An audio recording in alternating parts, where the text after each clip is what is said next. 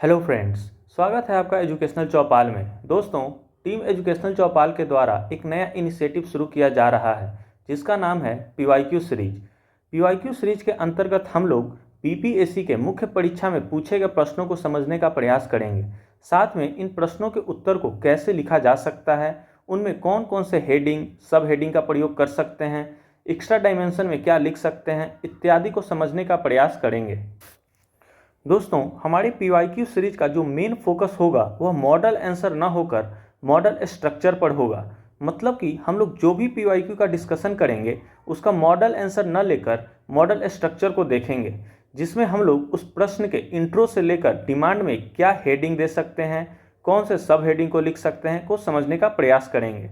और जो हमारा पीवाईक्यू क्वेश्चन रहेगा वो हमारे द्वारा चलाए जा रहे mains daily answer writing programme का क्वेश्चन रहेगा। तो चलिए शुरू करते हैं।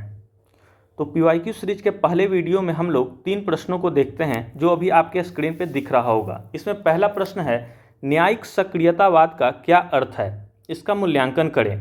Evaluate what is meant by judicial activism. Second प्रश्न है, लैंगिक रूढ़िबद्ध धारणाओं से मुकाबला करने के लिए भारतीय सर्वोच्च न्यायालय की चिंताओं का उल्लेख कीजिए। Explain the concern of Supreme Court of India on combating gender stereotype.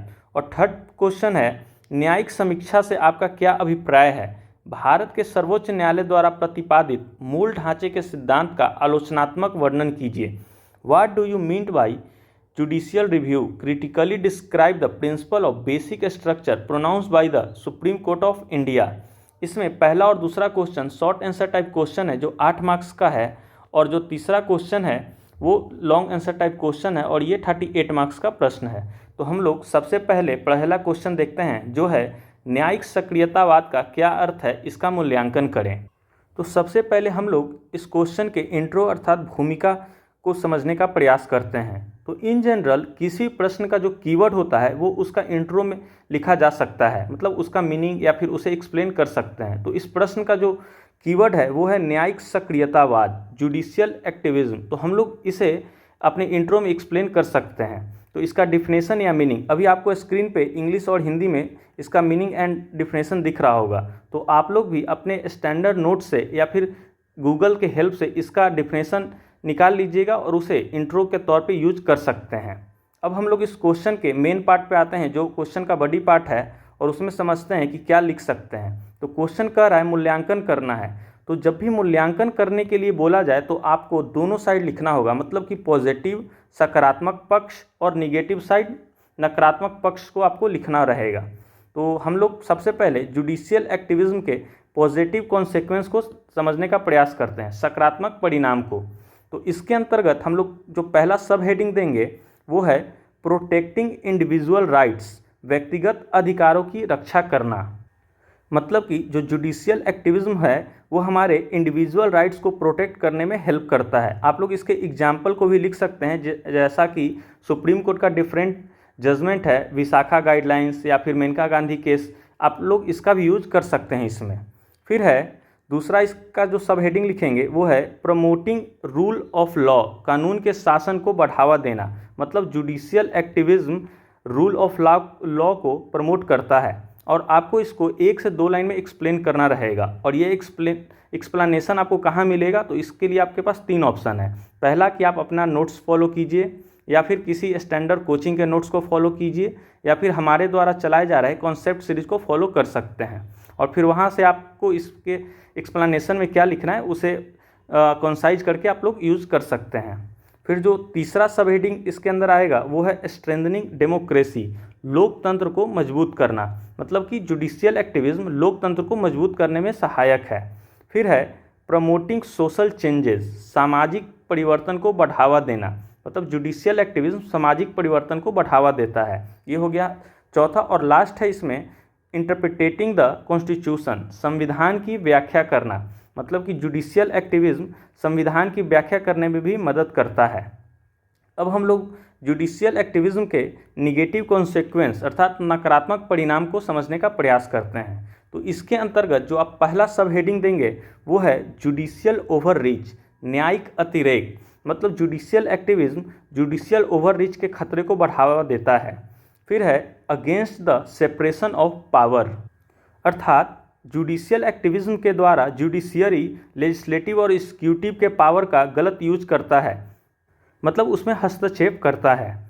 फिर है ओवरबर्डेंड जुडिशियरी, अत्यधिक बोझ से दबी न्यायपालिका। जैसा कि आप लोगों को पता होगा ऑलरेडी जुडिशियरी पे करोड़ों केस पेंडिंग है और उसके बाद जुडिशियल एक्टिविज्म इससे और बढ़ावा देने में कारण बन रहा है। फिर है इरोजन ऑफ ट्रस्ट, विश्वास का क्षरण। तो जुडिशियल एक्टिविज्म के कारण डेमोक्रेसी से लोगों का भरोसा खत्म होने का खतरा बना रह सकता है। तो ये हो गया। और चौथा है पॉलिटिकलाइजेशन, राजनीतिकरण।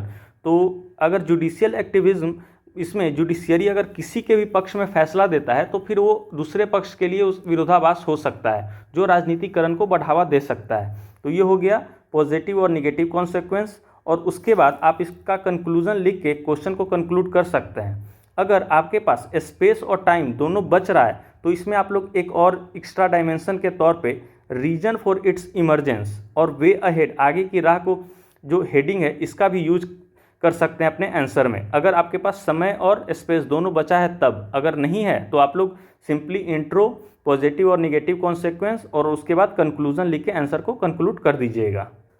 तो ये हो गया हमारा पहले क्वेश्चन का मॉडल स्ट्रक्चर। अब हम लोग आज के दूसरे प्रश्न को देखते हैं, जो है लैंगिक रूढ़िबद्ध धारणाओं से मुकाबला करने के लिए भारतीय सर्वोच्च न्यायालय की चिंताओं का उल्लेख कीजिए। Explain the concern of Supreme Court of India on combating gender stereotype. तो सबसे पहले इसके इंट्रोडक्शन की चर्चा करते हैं कि इसमें क्या लिख सकते हैं। तो आप लोग सिंपली इसमें मीनिंग ऑफ जेंडर स्टीरियोटाइप, लैंगिक रूढ़िबद्ध धारणाओं का अर्थ लिख सकते हैं, या फिर सुप्रीम कोर्ट का हालिया जो बयान आया था, मतलब कि ये क्वेश्चन एक्चुअली 69th बीपीएससी के जीएस पेपर 1 का सेक्शन 2 जो करंट अफेयर सेक्शन होता है उसका क्वेश्चन था। तो उस टाइम हुआ क्या था कि उस समय जो तत्कालिक chief justice of India DY Chandrachud थे, उन्होंने एक हैंडबुक जारी किया था जिसमें अदालती कार्रवाइयों में महिलाओं के प्रति लैंगिक रूढ़िवादिता से निपटने के लिए एक गाइडलाइंस जारी किया गया था, जो न्यायाधीशों और वकीलों को अदालती आदेशों और कानूनी दस्तावेजों में अनुचित लिंग भेद वाले शब्दों के इस्तेमाल से बचने के लिए मार्गदर्शन करता है, को जारी किया गया था। तो आप लोग इसको भी कोट करते हुए अपने इंट्रोडक्शन को लिख सकते हैं। फिर उसके बाद हम लोग इसके मेन डिमांड पे आते हैं, जो बॉडी पार्ट है। तो उसमें जो हम लोग पहला हेडिंग दे सकते हैं वो है gender stereotypes and its impact, लैंगिक रूढ़िवादिता और उसके प्रभाव।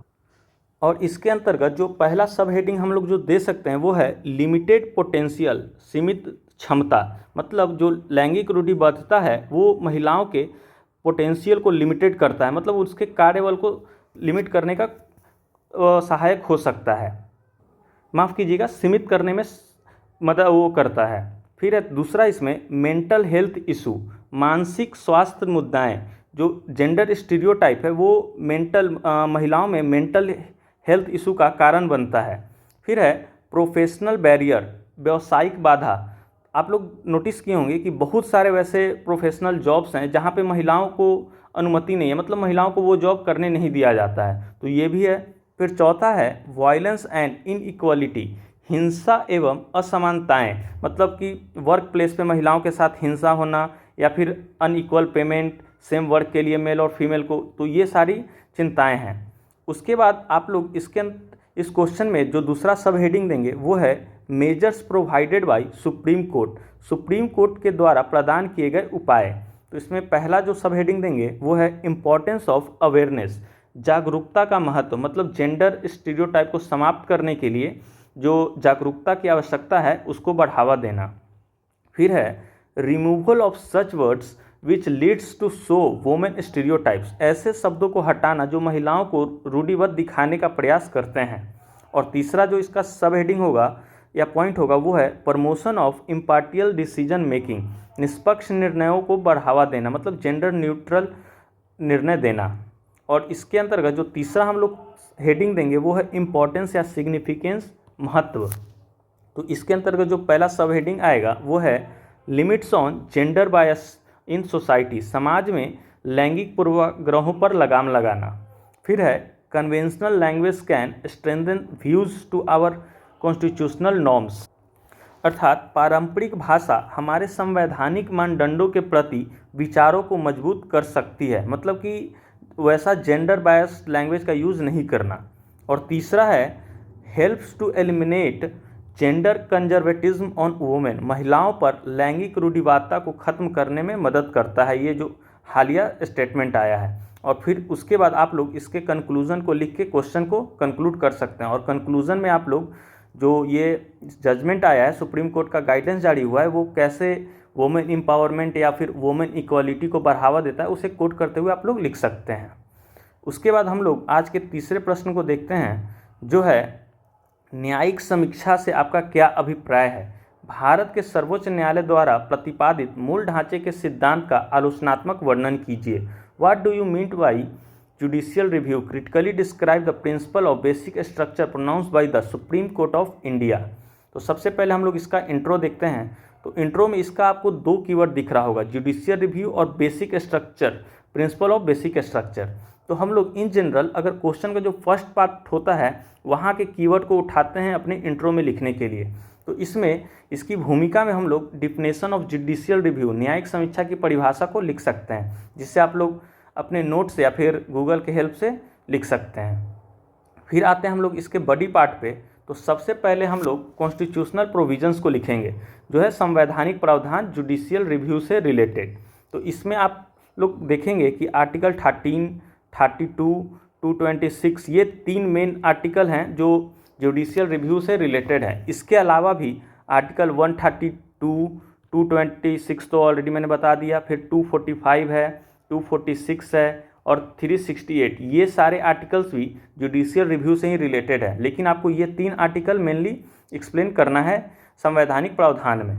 फिर इसके अंतर्गत जो हम लोग दूसरा हेडिंग देंगे वो है इम्पॉर्टेंस ऑफ जुडिशियल रिव्यू, न्यायिक समीक्षा का महत्व।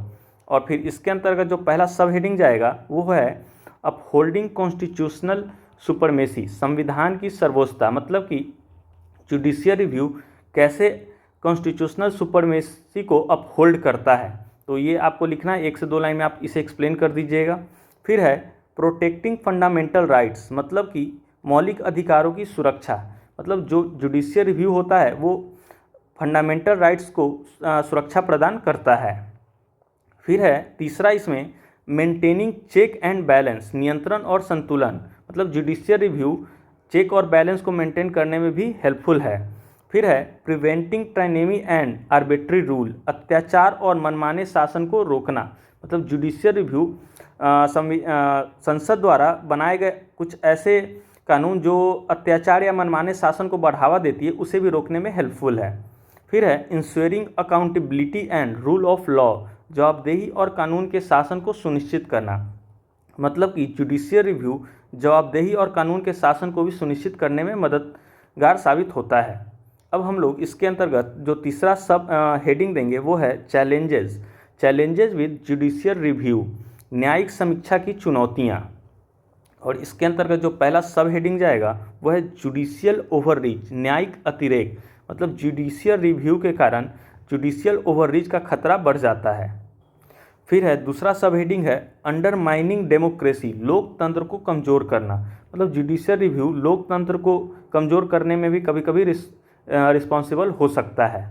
फिर है डिले एंड केस बैकलॉग, देरी और लंबित मामले, जैसा कि आप लोगों को पता होगा कि ऑलरेडी करोड़ों मामला लंबित है न्यायालय में, और उसके बाद जुडिशियल रिव्यू जैसे ही कोई नया कानून बनता है कोई ना कोई वकील उसे जाके कोर्ट में फाइल कर देता है, उसके बाद फिर उस पर स्टे लगता है, फिर उस कानून को क्रियान्वित करने में भी देरी होती है और केस पेंडिंग होते जाता है। तो ये कुछ इसका लिमिटेशंस है। फिर है लैक ऑफ इन्फोर्समेंट, प्रवर्तन की कमी, तो बहुत सारा ऐसा गाइडलाइंस है जो सुप्रीम कोर्ट जारी करता है। जैसे अभी हाल में न्यूज़पेपर में आप लोग देख रहे होंगे कि सुप्रीम कोर्ट ने सभी स्टेट और यूटीज़ को एक रिपोर्ट सबमिट करने बोला था स्ट्रीट डॉग से रिलेटेड, बट जब डेडलाइन ख़त्म हुआ तो उसमें मात्र 2 से 3 स्टेट ही थे जिन्होंने रिपोर्ट सबमिट किया, बाकी सारे स्टेट को कोई मतलब नहीं था। तो इस तरह का भी समस्या देखने को मिल रहा है। फिर उसके बाद है पोटेंशियल फॉर बायस, पक्षपात की संभावना, तो जुडिशियल रिव्यू के कारण इसका भी संभावना बढ़ रहा है। अब हम लोग देखते हैं क्वेश्चन के सेकंड पार्ट को, जो है प्रिंसिपल ऑफ बेसिक स्ट्रक्चर, मूल ढांचे का सिद्धांत। तो इसका सबसे पहले आप लोग मीनिंग लिखेंगे। फिर इसके अंतर्गत जो दूसरा हेडिंग जाएगा वो है evolution of doctrine of basic structure, और आपको इसको एक पैराग्राफ में लिखना है, मतलब कि जो डॉक्ट्रिन ऑफ बेसिक स्ट्रक्चर है, मूल ढांचे का सिद्धांत, उसका विकास कैसे हुआ, इसमें आप केशवानंदन भारती केस को लिख दीजिएगा और साथ में इससे पहले 1-2 केस हुआ था उसे एक पारा में ही आपको कंक्लूड करना है। फिर आते हैं इसका जो नेक्स्ट हेडिंग जाएगा वो है importance of doctrine of basic structure, मूल ढांचे का सिद्धांत का महत्व। और इसके अंतर्गत जो पहला सब हेडिंग हम लोग देंगे वो है चेक ऑन पार्लियामेंट्री पावर, संसदीय शक्तियों पर नियंत्रण। तो ये जो डॉक्ट्रिन ऑफ बेसिक स्ट्रक्चर है डीबीएस, ये संसदीय शक्तियों पर नियंत्रण रखने में सहायक है। फिर है अपहोल्ड कॉन्स्टिट्यूशनल सुपरमेसी, संवैधानिक सर्वोच्चता को बनाए रखना। तो डीबीएस जो है डॉक्ट्रिन ऑफ बेसिक स्ट्रक्चर, ये संवैधानिक सर्वोच्चता को बनाए रखने में भी हेल्पफुल है और इसको आपको 1 से 2 लाइन में आप इसे एक्सप्लेन भी कीजिएगा, आपको ये ध्यान रखना है। फिर है तीसरा सब हेडिंग है protects democracy and fundamental rights, लोकतांत्रिक और मौलिक अधिकारों की रक्षा करता है। तो जो हमारा डॉक्ट्रिन ऑफ बेसिक स्ट्रक्चर है वो लोकतांत्रिक और मौलिक अधिकारों की रक्षा करने में भी मददगार साबित होता है। फिर है स्ट्रेंथन द जुडिशियरी, न्यायपालिका को मजबूत करना। ये तो ऑब्वियसली है कि doctrine of basic structure judiciary का ही एक नया खोज है, तो ऑब्वियसली है कि वो न्यायपालिका को मजबूत करेगा। फिर है इसमें मेंटेन स्टेबिलिटी, स्थिरता बनाए रखने में सहायक। मतलब कि कभी कभी संसद कुछ ऐसे कानून पारित करते हैं जो संविधान मत नहीं होते हैं, तो ऐसे में सुप्रीम कोर्ट उसे डॉक्ट्रिन ऑफ बेसिक स्ट्रक्चर के अंतर्गत अनवैलिड करार देते हैं, जिससे स्टेबिलिटी बना रहता है। अब हम लोग इसमें challenges of basic structure heading देंगे, जो है मूल संरचना का सिद्धांत की चुनौतियाँ। और इसके अंतर्गत जो पहला सब हेडिंग जाएगा वो है लैक ऑफ कॉन्स्टिट्यूशनल बेसिस, संवैधानिक आधार का अभाव। जो डॉक्ट्रिन ऑफ बेसिक स्ट्रक्चर है इसका कहीं भी चर्चा हमारे संविधान में नहीं किया गया है, ये जुडिशियरी का एक खोज है, तो ये एक तरह से कहें तो ये संवैधानिक नहीं है। फिर है दूसरा इसमें है जुडिशियल ओवररीच, न्यायिक अतिरेक। तो इसके कारण डॉक्ट्रिन ऑफ बेसिक स्ट्रक्चर के कारण जुडिशियल ओवररीच होने का भी खतरा बना रहता है। फिर है violation of separation of power, शक्ति पृथक्करण का उल्लंघन। तो जो डॉक्ट्रिन ऑफ बेसिक स्ट्रक्चर है ये शक्तियों का जो सेपरेशन ऑफ पावर है जुडिशियरी और एग्जीक्यूटिव लेजिस्लेटिव के बीच, उसको भी प्रभावित करता है। फिर है difficulty in amending the constitution, संविधान में संशोधन में कठिनाई। मतलब इसका क्या प्रावधान है डॉक्ट्रिन ऑफ बेसिक स्ट्रक्चर का कि अगर कोई भी वैसा संशोधन जो मूल संरचना के अनुरूप नहीं रहेगा वो अनकॉन्स्टिट्यूशनल हो जाएगा, तो ऐसे में बहुत सारे संशोधन में भी कठिनाई आती है। फिर ये हो गया 4 हमारा चैलेंजेस जो बेसिक स्ट्रक्चर डॉक्ट्रिन से रिलेटेड है। अब इसके बाद जो हम इसमें लास्ट हेडिंग देंगे वो है वे अहेड, आगे की राह। और इसमें आपको 2 से 3 पॉइंट, एक नहीं 2 से 3 पॉइंट आपको लिखना है जो doctrine of basic structure and judicial review से रिलेटेड है। और इसमें आप कोई रिपोर्ट का हेल्प ले सकते हैं, जैसे बहुत सारे हैं, एडमिनिस्ट्रेटिव रिफॉर्म का आप लोग कोट कर सकते हैं, या फिर इसी तरह से कोई भी और सरकारी या कमीशन या बहुत तरह के जो रिपोर्ट हैं, या फिर लॉ कमीशन, उसके रिपोर्ट को भी आप कोट कर सकते हैं। और फिर लास्ट में आप कंक्लूजन लिखेंगे 3 से 4 लाइन में, और उसके बाद अपने आंसर को कंक्लूड कर देंगे। तो ये हो गया आज का हमारा 3 प्रश्न, जिसका हम लोगों ने मॉडल स्ट्रक्चर को देखा और समझा कि उसमें क्या क्या हम लोग हेडिंग, सब हेडिंग, उसका इंट्रो, कंक्लूजन में क्या लिख सकते हैं। तो आशा करता हूं कि आप लोगों को अब समझ में आ गया होगा। ये तीनों क्वेश्चन से रिलेटेड सारे डाउट आपके समाप्त हो गए होंगे। दोस्तों, आपसे इसमें एक और रिक्वेस्ट है कि अगर आपको लगता है कि इन तीनों प्रश्नों में कोई और हेडिंग या सब हेडिंग को ऐड किया जा सकता है, तो आप लोग कमेंट बॉक्स में ज़रूर से कमेंट कीजिएगा, जिससे कि अन्य छात्रों को भी कुछ हेल्प हो जाए। तो फिर मिलते हैं इसी तरह के नेक्स्ट वीडियो में, तब तक के लिए धन्यवाद। जय हिंद।